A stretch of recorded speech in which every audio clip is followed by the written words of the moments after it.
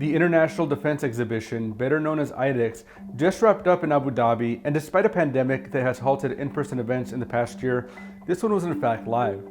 In its first day, the United Arab Emirates announced a $1.36 billion set of local and foreign arms deals, which was more than last year, even with an economy affected by the pandemic. Defense News Middle East correspondent Agnes Helou was there, and I caught up with her to hear more about the show. Agnes, you're the first reporter covering an event for our team here at IDEX in Abu Dhabi. This is the big show. What's it like this year? Well, IDEX is IDEX this year or any other year. The same number of companies and maybe also major announcements have been made during the show. Maybe not as crowded as it used to be in the earlier versions. However, there are many announcements. Mainly, most of them are about unmanned systems. Some of them are about land vehicles. The new presidential administration in the United States has indicated fewer sales between us and the Middle East. How did that affect the show? Very much, tremendously, if we can say. Speaking about this shortly, when you look at the officials and the official delegations, you find most of them from the Gulf countries heading towards the Russian side, also the Chinese side. Very few are heading towards the American booths. And I have heard many local officials, industrial sources in particular, saying that this is due to the embargo and the halt of the sales from the new administration. And I've also heard that they will look at how to reinitiate their sales from the East. This means Russia and China, because they have been ongoing already. From the UAE has already the unmanned systems. It has already the Panzer from Russia. So they have to reinitiate it.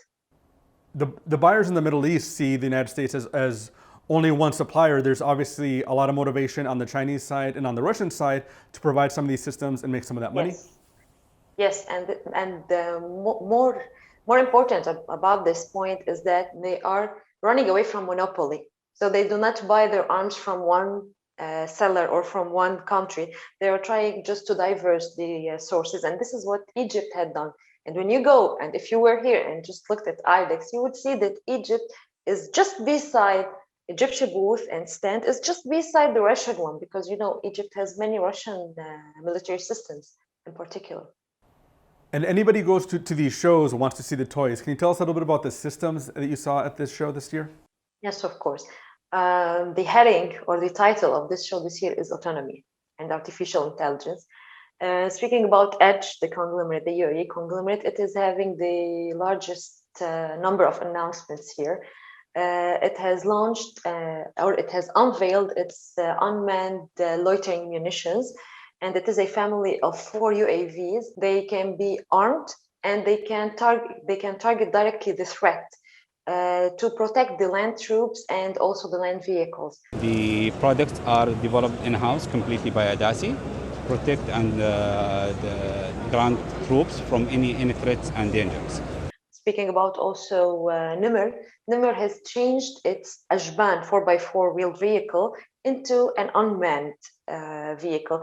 Behind me here is the Ashban 4x4 Mark II. The Mark II vehicles marks a real great evolution for our platforms.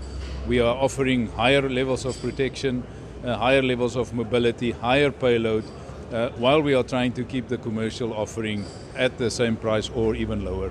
When you have soldiers inside this manned vehicle and they go through an area where there is threat, they can get out of the vehicle and they can ride it autonomously. One interesting item was in the Russian booth is an existing assault rifle, the AK-19, made with NATO rounds, the 5.56 round. Why would they even do that? Well, this is a question I asked them, honestly. Why would they do it? And especially, why would they bring it to a non-NATO country for the first time outside Russia? And they said that they are bringing it to IDEX because the Middle East countries are asking for this caliber in particular, for the 5.56 round NATO round. So this is why they brought it here. And because they also value IDEX, so they got it for the first time outside Russia to IDEX in particular. Lots to see there. Agnes, thank you so much and stay safe. Thank you. Make sure to head over to defensenews.com to see Agnes's full IDEX coverage. Lots of stories and more interviews with newsmakers in the region. And for now, defense industry headlines.